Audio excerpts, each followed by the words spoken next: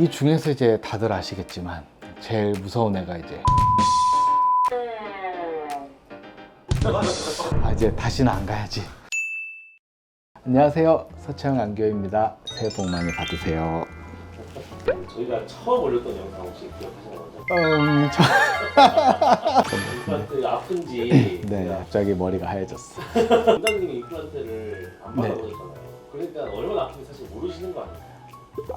그래도 이게 맨날 보니까 그러니까 저희가 흔히 생각하기에 치과 치료는 좀 아프다, 무섭다 이런 좀 인식이 많잖아요. 저도 이제 생각을 좀 해봤는데 또 어릴 때 그 끌려갔던 기억도 나기도 하고, 그러니까 그 하고 오랫동안 고생을 하고 나면 치과는 또 아프고 안 가고 싶은 것도 좀 이렇게 되는 부분이 있는 것 같아요.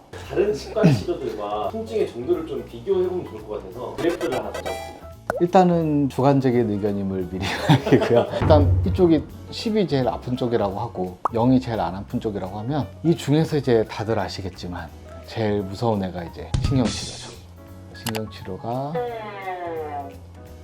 그러니까 사실 신경치료 때문에 이제 다시는 안 가야지 이렇게 생각하시는 경우가 되게 많기 때문에 얘가 일단 1등일 것 같고요. 그 다음에는 아무래도 이 사랑니 발치 중에서 잇몸 뼈석에 엄청 깊이 묻혀 있는데 어쩔 수 없이 빼야 되는 경우가 있거든요. 하악인데 매복 사랑니. 또 중간에 이제 오래 걸리면서 마취가 깨거나 그러면 추가 마취해도 마취 잘 안 듣는 경우가 있어요. 그래서 움직이면서 좀 시큰거리고 불편하기 때문에 두 번째 2등으로 놓을 것 같고요. 다음으로는 사실 이제 잇몸병이 초기에는 이제 어느 정도 진행될 때까지 증상이 없는 경우도 많은데 이게 이제 잇몸 밑에까지 많이 진행이 돼서 거의 뿌리 끝 쪽에 막 염증처럼 생기거나 그러면 치아가 진짜 막 솟구쳐 오르는 것처럼 엄청 아프다고 하시거든요. 아래쪽에 좀 진행된 잇몸 질환. 한 여기쯤 올 수 있을 것 같고요. 그 다음에 이제 잇몸 밑으로 가면 약간 부드럽게 늘어나는 부분이 있거든요. 치아와 가까운 쪽은 잇몸이 단단해서 움직이질 않아요. 얘네들이 이제 꿰매거나 당길 수가 없기 때문에 어떻게 보면 이제 다른 수술이나 이런 거랑 달리 상처가 생각보다 큰 경우가 있어요. 그래서 이를 발치하고 나서 좀 아프고 불편한 경우를 여기쯤 올 수 있을 것 같고요. 그 다음으로 이제 임플란트가 여기쯤 올 것 같아요. 물론 그 사악동 거상술이라고 해서 이제 코 옆에 동굴처럼 비어있는 부분에 막 뼈를 엄청 많이 채웠을 때는 붓기도 많이 생기고 멍도 많이 들고 막 그런 경우 있지만 요즘은 그렇게 옆으로 잇몸 절개 많이 하고 이런 시술 하는 경우도 많이 드물어졌거든요. 왜냐하면 사악동 거상술 할 때 아래쪽으로 올릴 수 있는 방법들이 좀 더 쉬워지고 다양하게 생겨서 사실 임플란트가 뭐 예를 들어 제가 막 수술하는데 도저히 아파서 못하겠어요 막 이렇게 하시는 경우는 잘 없거든요. 다음으로는 충치치료. 사실 충치치료가 우리가 일반적으로 신경치료까지 안 갔을 때 레진이나 인레이 같은 걸로 이제 간단하게 충치를 채워주는 치료 진행하실 때는 그렇게 많이 힘들지는 않으시고 여기쯤 올 수 있을 것 같고요.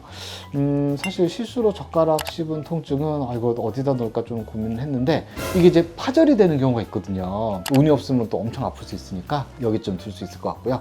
그 다음에 이제 마취주사. 사실 마취주사는 어쨌든 주사가 들어갈 때는 또 좀 불편하시고 이제 약물이 들어갈 때도 압력도 있거든요. 그래서 그런 부분 좀 불편한 건 있으니까.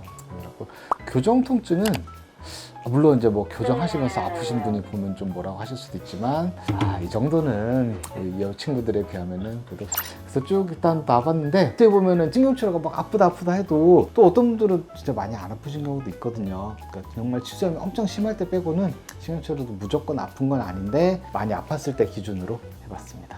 그러면 뭐 임플란트라는 게 엄청 나쁜 편에 속하는 건 아닌 것 같아요. 보통 제가 처음 하시는 분들한테 말씀드리는 게 지금 이제 많이 긴장되시겠지만 두 번째 오실 때는 이거 뭐 별거 아니구나 하고 오실 거예요 그렇게 말씀드리거든요. 대부분 또 잘 받고 가시니까.